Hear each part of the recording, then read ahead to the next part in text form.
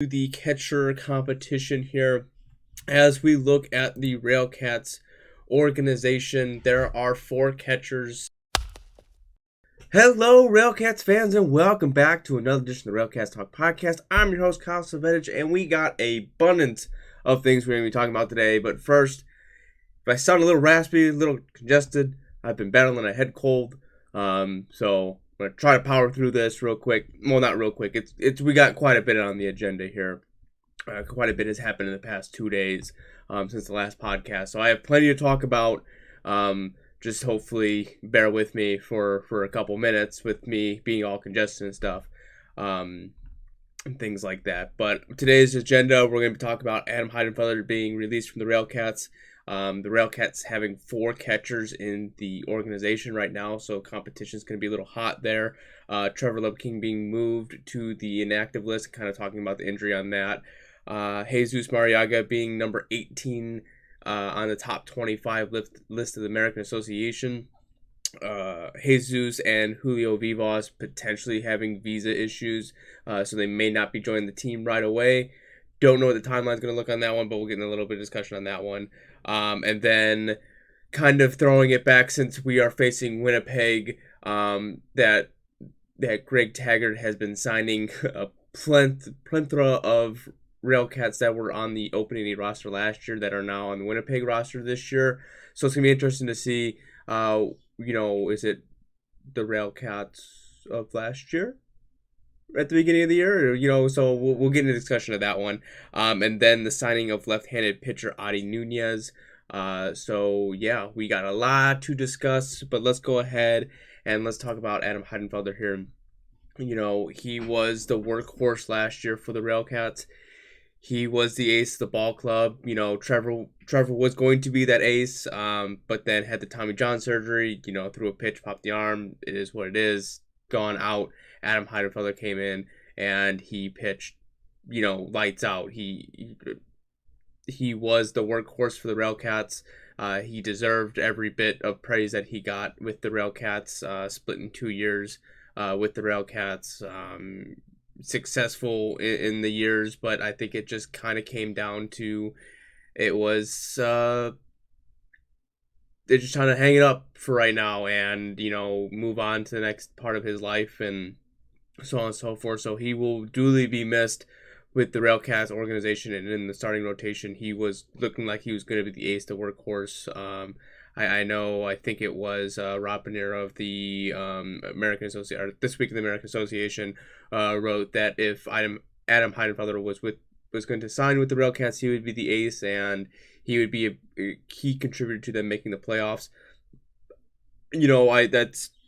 I would say 100% accurate. There's no disagree. I don't disagree with that at all. He was a workhorse, an all-star, that kind of deal, that he was the one to get the ball club through. But I think the RailCats pitching staff is in a good spot, and I think the offense is a good spot. So losing him, yes, you are going to, a handful of games that we would have won, we may lose this year, with him not being in the starting rotation.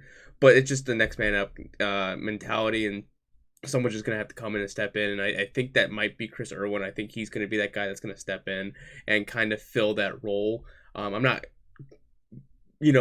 announcing that he's going to be the ace of the ball club. I just think that, he was consistent. He was another workhorse. So I think he'll make his way to the top end of the starting rotation. I think right now Harrison Francis would probably get it just because he was a strikeout leader. He had obviously a lot of strikeouts, that kind of stuff. So it's going to be interesting to see how that's all going to ravel up. But, if Adam, you're listening to this podcast, it was, I may not have been able to meet you and talk to you because last year I was nervous, and, this year I'm going to try to get better about approaching myself to players and stuff like that. But, it was an honor to watch you to work, to come in and do what you did and give it your all every game that you were on the mound. fascinating to watch. It was just awesome. And, you know, with you being a Rangers fan right now, I bet you're all full force on the Rangers right now. And I love hockey, so I love watching it. And just knowing that you're probably watching the same game that I am, It's been interesting, but I just want to say thank you and for allowing, to me be able to talk and so on and so forth. I know my point is I'm just glad that I was able to watch you, and deep down, you're gonna be highly missed in the RailCats organization, and hopefully in the next handful of years, you kind of look back and you have the great memories of being a RailCat and so on and so forth. But yeah, thank you. We appreciate it, and good luck in the next step of your career or whatever you're doing next. But that's going to segue us into the catcher competition here. As we look at the RailCats organization, there are 4 catchers in the organization as right now. You have Thomas Greeley, Marco Hernandez, Carlos Martinez, and Ramsey Urias Jr.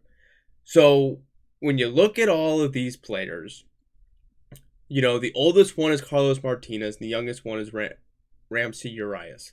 And, I'm not... I don't know how this is going to span out.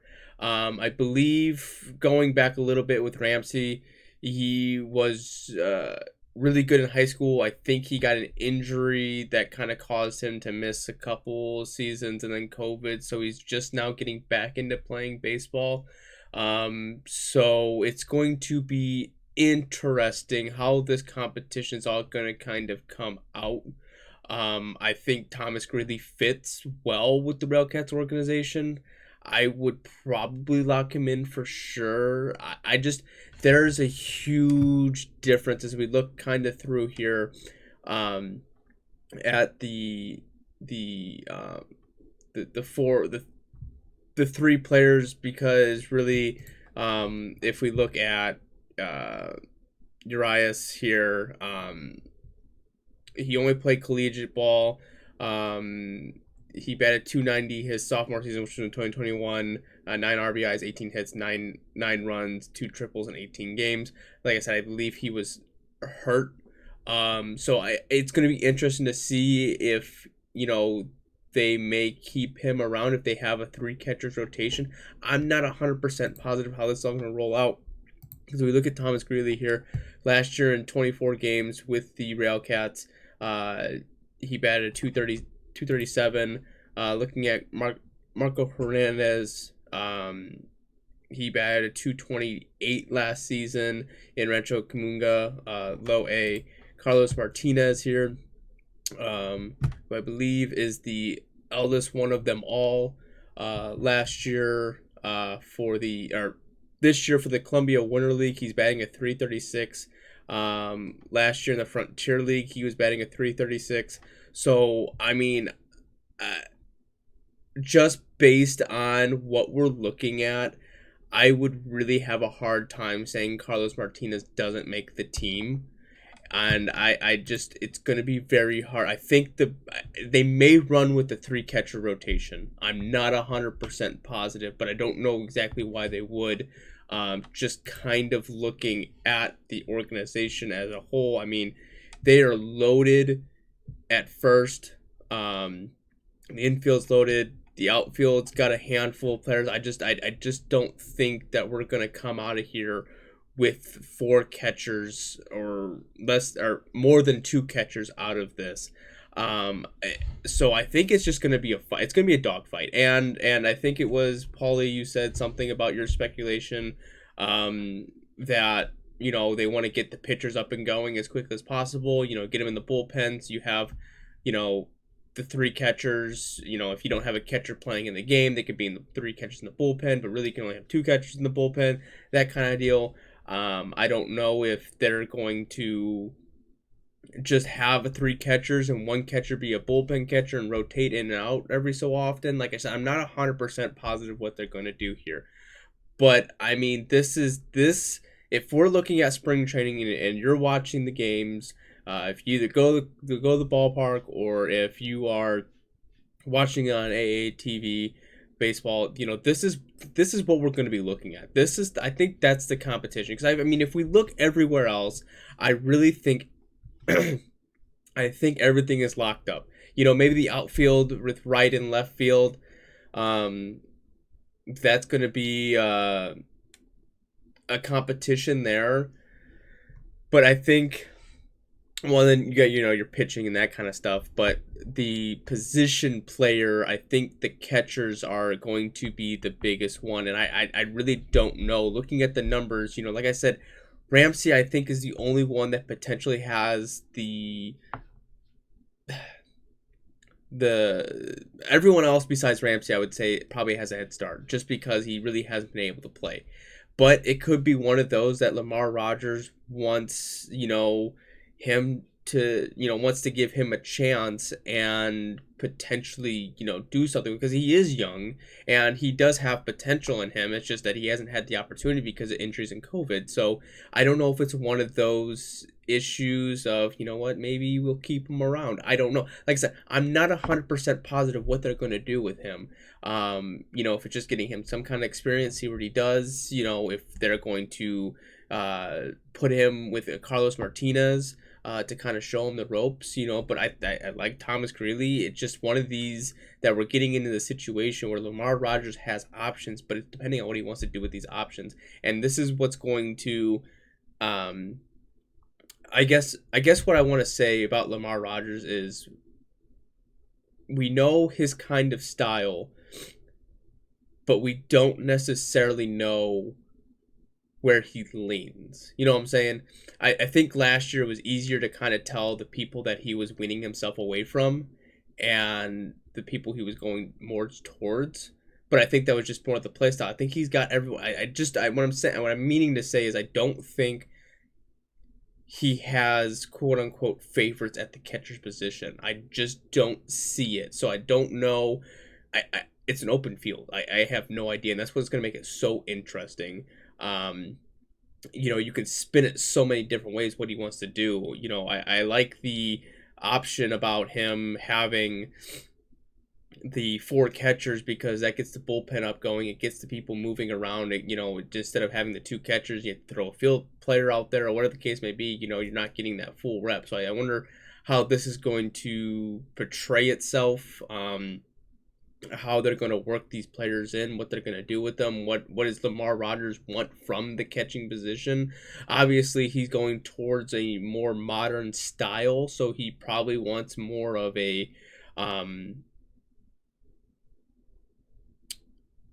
what's the word I'm looking for? More power versus defense aspect of it. But then again, with the pitch clock and looking at the MLB, that people are stealing more. So I think that may change the game plan a little bit of how, you want to be able to throw runners out, but bring that offensive presence. And, I just being able to look at Thomas Greeley and what he was able to do last year, I think he fits that mold, but I just don't know about the other players because I'm just not 100% positive. I think Carlos Martinez with his bat, if it's his bat alone, he's a lock. There's no ifs, ands, or buts about it. He's a lock. But a lock where? Is it DH? But if you put him at DH, you still got Sherman Graves, you got Sam Abbott. There's a whole lot of crazy things going on here that I don't know how it's going to fill out. This roster, I feel like it's loaded, but I just don't know the direction of, it's loaded, but I don't know how loaded it actually is. We're not going to be able to see what it's like until they start playing because we're just not sure about some of these players. These new players that are brought in, we don't have the film. I haven't watched them play, so I don't know how they're going to react. I just know based on what I've seen from Thomas Greeley, if we are looking for a player that can give you offensive production, not necessarily a crap ton of home runs, but the ability to hit the ball. I mean, he played in 24 games last year and had 237. I mean, that's around the range that most of the American Association is. I mean, you would probably want it higher up towards the 3, but that's what he's going to, he didn't hit any home runs, but I think he gives you an offensive the defense portion of it. I think he threw a handful of players out last year. So I think so. So out of 32 bases stolen against him, he got 14, I believe, and that's a 30%. That's crazy. Mostly out of every 3 runners that ran, he got out. So it's just going to be one of those that I think Thomas Greeley is that guy that can do both. But like I said, I don't know about the other players. So this is when you're watching the game, I want you to, the spring training, get you to circle it and look at the catchers and look what they're doing and seeing what, I know it's only going to be a week and then you just have to cut everything down, and players are getting ready to in a handful of days getting ready to report. So it's going to be a close competition at that catcher, and that's the one you want to kind of look at. Then we're going to go head-to-head and talk about Trevor Lubking. He is on the inactive list, and he did talk to me on Twitter to kind of clarify some of the things that were going on, that he's still recovering from the Tommy John surgery, and then that he would be in late June, early July, so probably around the All-Star break he would potentially be back. And then listening to him on the American Association, or this week in the American Association, he talked about, what his role potentially would be. And, he himself said he would like to start, but more than likely just with the injury, and he's not at 100%. He's only 10 months in, and it's typically from 12 to 16 months is when you start to feel kind of normal. And I know the conditioning is not going to quite be there to play full games. So I think he'll probably lean more towards a relief role. If it's just 1 inning, if it's 2 innings, like that, it makes obvious sense. Coming back from an injury, you're not going to be able to start. So we're looking at the halfway point of the RailCats organization, or RailCats season, that he would be back and being able to pitch. Don't know what it's going to be like. Obviously he's 30. He's still battling. He still wants to make an impact and try to make affiliated ball. But like I said, I don't know. He has a little one at home, so this could, depending on how this year goes, it could be one of his last years playing, and he just go, even if it's his last year, just proved himself that he came out and did this. So I'm looking forward to him coming back and hopefully coming back healthy and being able to make the impact with the RailCats organization, because if he is, and if he's able to move from a relief role to a starting role by the time the playoffs roll around or the playoff starts, that's going to be huge for the RailCats, because we lost Adam Heidenfelder, but then we gained Trevor Lubking back, and if he is who we think he is, and he does what he knows he can do, he'll be very successful, and there will be no doubt about that, and the RailCats will benefit from that. So it's a little bit of a trade-off. If both Adam and Trevor were on the team together and they were both very healthy, the starting rotation would be crazy. But then let's go ahead and discuss Jesus Marriaga being number 18 out of 25 on the American Association top 25 list. I know Gary doesn't get the benefit of the doubt, and I mean rightfully so. Let's just be blunt about this. Rightfully so. They've been at the bottom of the barrel of the league, and last year you had a handful of all-stars, and do you think and I think the handful of those all-stars, I would say, now granted it's not fully out yet, okay? The top 25 fully isn't out. We're only at 18. But I would say if Danielle Langlois is not on the top 25, then there's something that's not right about the system, that, being an all-star, being a rookie of the year kind of candidate, none of that makes any sense, because if you're going to give him all those awards and not put him in the top 25, which I believe he is a top 25, player, he could be top 10 or top 5. I'm not sure where they're going to put him in. If they don't put him in, that's going to be an absolute shame, because then the awards that you gave him mean absolutely nothing. If you're going to give him all these awards and not put him in the top 25. But I know we're here for Jesus Marriaga. Jesus Marriaga didn't really come into the RailCats until later on the season. So I think if he was potentially at the beginning of the season and was able to do what he was doing, he would have been all-star hands down. He would have probably been up for the Player of the Year award. You know, he would have been up there for some stuff as well. I think looking at the ranking, I think it's fair just because he didn't play a full season. You know, if he only misses a week or two, it isn't that big of a deal. But if he misses a month and a half or two, I can understand why not putting him higher.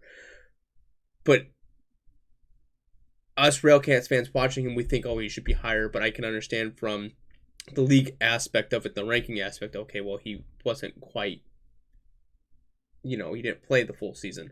So if he gets a full season, he does come back next year, then I think he would be in that top 10, top 5 potentially, depending on what he does this season.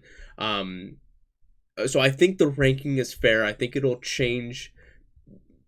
I think that will change people's feelings. I think people's feelings about the RailCats are going to change coming here in the far hand future here, because it's going to be very interesting. I think the RailCats are putting a team together, and the steam's rolling, the train's going. It's gonna get better, and everyone is going to benefit from it. This year's going to be competition. Like, there's just not going to be an easy game. I highly doubt there's going to be. You're going to roll into a series and go, that's going to be easy. There's none of that this year. It's going to be hard-fought battle this year, and everyone's seeing it through the American Association, so it's not up for grabs. How should I say it? The league is up for grabs who wants to be the top position, because there's no one that is ahead of everyone else. I just don't think that's possible. I mean, okay, you can argue that Fargo, you can argue that Kansas City, you can argue that Milwaukee, you can argue that, I get that, but there's still no clear number one team, and anyone can take it at any moment. So that's what's going to be so exciting about this year with the American Association. It's going to be great. But I think it's fair that Jesus Marriaga is at number 18, and it's just, I don't think it's that the lack of love, because if you look at the American Association, when you go to their website, you scroll down, I know there's a part where it's like Jesus Marriaga's face is right there.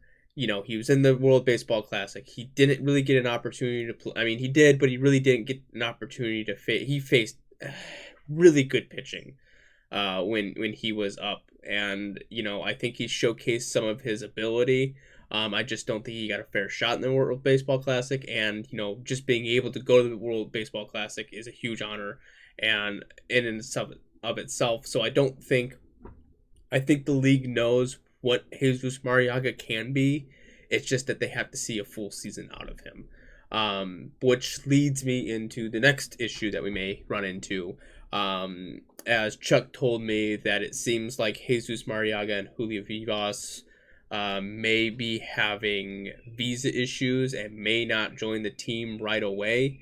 It's just kind of weird that both of them were able to make it to the World Baseball Classic no issue, and now they may run into a visa issue now. So I don't understand how any of that works.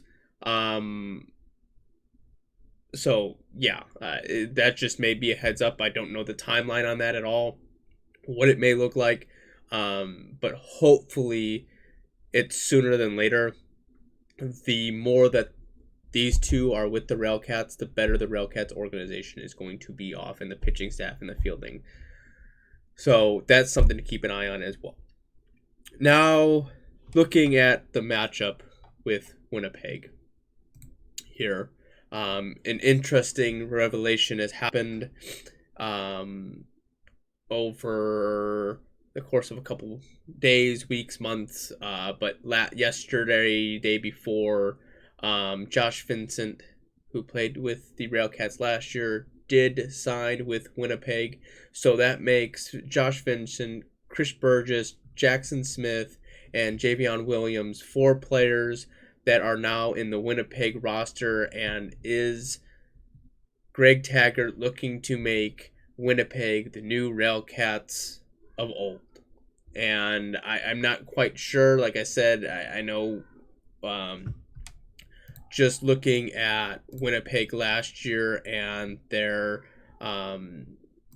let's see, just their standings here. They battled for a playoff position. think they did make the playoffs, right? I think so. I don't remember quite. Hold on. Let me get it all wrapped up together.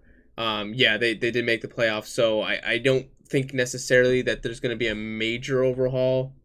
It shouldn't have been a major overhaul for Winnipeg. I still think they're going to be competitive. They're still going to be good. I think Greg Taggart's just adding a little bit of his identity to him. And we're going to see. We're going to see here in this first series. And I necessarily don't think this series is going to tell you which system is better. I don't think the next series in June is going to tell you what system is better. Because this is the beautiful thing about the independent baseball leagues. Any leagues that you look across, it don't matter what it is. The field of the coaching staff and the ideology and the strategy is so much different. You can have so many different ways of doing things. You can go back to modern, or you can go to modern, you can go to the past, you can mix it up in the middle. Anyone has any different revenues of how they want to do it. It's just about the players that they want to get together and how it's supposed to go. Because unlike the affiliated ball and unlike the major leagues really, any major league sport, any major league sport, the professional, the top, you always have a handful of people rotating around, right? A handful of coaches rotating around, handful of GMs rolling around. Like, you don't get a lot of different. You get different as far as people who look more at analytics, more people who don't really look at analytics, but I mean the styles are basically the same. I mean, the MLB replicates itself because they want to see what the top winning team is. So, like, I believe it was the Houston Astros where they had a really good bullpen. They only threw their pitchers 5 innings. So now everyone started to replicate that. So it's just one of those that you get the same stuff and you just try to compete with the same stuff. Unlike in the American Association, where I think every different avenue is different, right? Greg Taggart with the RailCats, what he was able to do for years and years and years and years was a system that he believed in, and his players bought into it, and this is what happened. And now Lamar Rogers is creating his system, and it's seeming like players are buying into that. That is the key thing about being a coach and running a team to win. It's not how good your strategy is. It's not, yes, some of it's based on the talent of players that you have. Yeah, obviously, that's a huge thing, is you need the talent. But it's the talent to fit your strategy, but the talent has to buy in. If you buy into a program, you're going to make that program successful. That's why, if you follow anything as far as like high school, if you want, the dominant schools, yes, or even college, yes, they get the top of the top. But the issue is you have to have a coach they're going to be able to buy into the system. Once the players lose the system, that is when it becomes an issue. No matter how good the talent is, if the players don't buy into your system that they're preaching, it's not going to work. And that was one thing I took away from Trevor when he talked on the This Week in the American Association about Greg Taggart. And Greg ran a 4-pitcher rotation, and he talked about how scrutinizing it was at the end of the season. When the season's over, he just was done. Because, 4-pitcher, you get 3 days of rest and you're pitching on the 4th day, unlike vice versa, where you pitch every 5 days, you get 4 days of rest, and the 5th day you're pitching. But players were buying into that system. In the Northern Leagues, being successful like he was, that's what's going to happen. People are going to buy into the system. So is it a matter of a fact of, is Winnipeg going to buy into his system? I think with that this is ultimately what it comes down to, is who's buying into whose system. And obviously, Greg knows the players that he needs to buy into his system, and he just brought 4 of those players that I really did enjoy watching this year play with the RailCats. Bringing them in, they're going to help spread the word with the rest of the Winnipeg Goldeyes to get them together and buy into a system. So that leads me to this almost weird kind of thing here. Okay, because I was thinking about it. You got Tasker Strobel, who was a RailCat, and then went to Winnipeg. Now, I don't know the full story, but Greg Taggart comes in to Winnipeg and immediately trades Tasker to the Atlantic League, I believe. So I don't know if it's one of those that he wasn't 100% buying into Greg's system. That's why he left the RailCats, and then he came to Winnipeg, and he was like, I want out. So I don't, like I said, that's just speculation on my portion. I have no idea. That's just complete speculation on my aspect of it. But that's just one of those things. Like I'm saying, if some players don't buy into a system, they necessarily don't like, they're not going to play it, they're 100%. They're going to want out. And I don't know if it's just one of those things. It's just about a system thing. That's all this is it's a system thing. And that's the beautiful thing about American Association baseball, especially independent ball, is there are so many different avenues that you can go. And this is one different avenue that I'm curious in, how it's going to face out. It's just going to be, I think at this point, it's just going to be the different talent levels. Who is the, how should I say this? It also could be matchups as well. Is the Winnipeg Goldeyes pitching staff going to be able to dominate the lineup for the RailCats? And then that's going to lead into more strategy. I think with Greg's aspect, it's more strategy, and with Lamar Rogers, it's more of a matchup. Strategy may be, the matchup's not quite working, but what can we do to get out of the disadvantage of the other team's matchup? Do we have to steal a base here? Do we have to bunt the ball here? Do we have to sacrifice here? What are we looking for here? Is it potentially just trying to draw a walk? So, this and that. But as far as Lamar Rogers' side is, what's the matchup going to be like, and what players do I have that can combat their matchup, how they can combat their pitching lineup, how can our pitching combat their starting 9, the batting and stuff like that. So I think it's more strategy versus matchups. I think that's the two. If you want to sum it down to itself, that's the two that you're battling, and it could be either or. Anyone could have worked in any way. It's just a matter of what system is preached and what players are brought in. Just looking at the RailCats organization, I think the players are better than Winnipeg's, and I think that the RailCats are in a tougher division than Winnipeg is. If we're being honest, I think the East is very difficult, and I don't really think the West is. It's basically Fargo and Kansas City. But I digress. Going on from there, let's talk about the signing that happened yesterday of Oddy Nunez, who was a international free agent signing by the Pirates May 11th of 2015. He is 26 years of age. He is a left-handed pitcher, and it looks like he could potentially be another starter.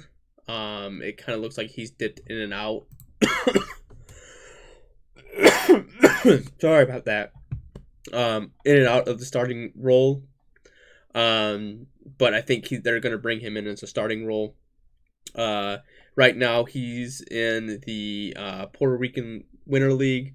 Looks like he played in 2 games, started at one of them. Has an ERA of 3.86. But looking at last year with the Frontier League with Tri-City, he had an ERA of 6.75, three wins, 1 loss. He played 27 games, but didn't start any of them, so it seemed like he was more of a relief role. He pitched in 40 innings. He gave up 46 hits, 36 runs, 30 earned, 5 home runs, 23 walks, 2 intentional walks, 35 strikeouts, 10 hit by pitches, 1 balk, 8 wild pitches. Let's see, he had a whip of 1.725. Hits per 9 was 10.4. Home runs per 9 was 1.1. Walks per 9 was 5.2. Strikeouts per 9, 7.9. Yeah, so just kind of looking, he may be more of a relief role. He may just fill the starter's role, seeing how he does. Obviously losing Adam Heidenfelder and losing Trevor Lubking. Trevor Lubking obviously inactive. Do you need people to bolster that starting role? That starting bullpen or the starting rotation. I think you're going to start with Chris Irwin. You're going to have Harrison Francis, probably John Sheeks, Edward Cuello, and probably Jack Eisenbarger would probably be your 5 if you're going with the 5. If you're going to 4, probably not Jack. I don't know if he's going to be, if Lamar Rogers is going to go to the 4-man rotation, but have a relief pitcher pitch on that 5th day kind of deal. So I'm not sure. I think the bullpen still needs to be bolstered a little bit. I think Oddy will bring some kind of different aspect to it. Being a relief pitcher, sometimes those numbers get inflated. I'm sick, tired, all in between. There's so much going on that So yeah, I just think that this is one of those that it's just bolstering and see what the competition is. Like I said, I think the competition this year is going to be who's going to be the catchers and what's the starters are going to look like, but then what's the bullpen going to be like? How successful? Who are they going to keep in? And so I think when we're looking at this year, I think the top 4 for starting pitching is already there. I think the top 4 is there. It's done and over with.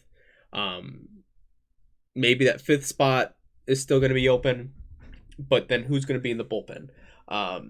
That's going to be a huge thing, and who's going to be the closer. I think you need a closer situation.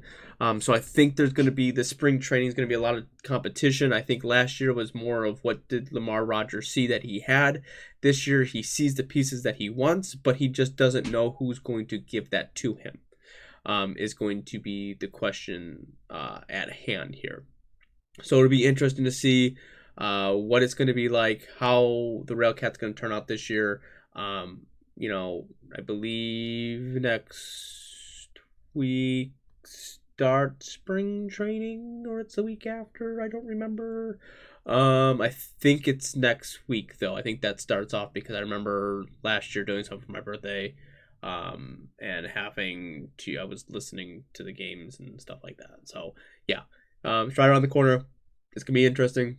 A lot of stuff to talk about. Podcasting going to be coming out quite frequently now, with more news, game starting, that kind of stuff. So, like I said, I don't think the season preview necessarily podcast won't come out until I think the finalized roster is coming out. So I would probably say the Wednesday, I believe it's May 10th, before opening day, I should have that podcast out, just kind of season preview it, roster, what it's going to look like, who's going to be on the starting day, opening day roster, the games to really look forward to, that kind of stuff. So all of that's going to be coming out here in a little bit, next couple weeks. But yeah, if there's anything that I haven't covered that you'd like me to cover or anything like that, just let me know in the comments below. But that's going to do it for me. I'm Kyle Svedich. I hope you enjoyed this podcast. If you have, please leave a like, comment, and subscribe. Follow me on Twitter. Follow me on Facebook. Follow me on Instagram, Spotify. All that's on RailCats Talk. I want you to enjoy the rest of your day, rest of your evening, whenever you're watching this, and go Cats. The 0-2. Swing and a miss, strike 3. Wrap this one up in green and white.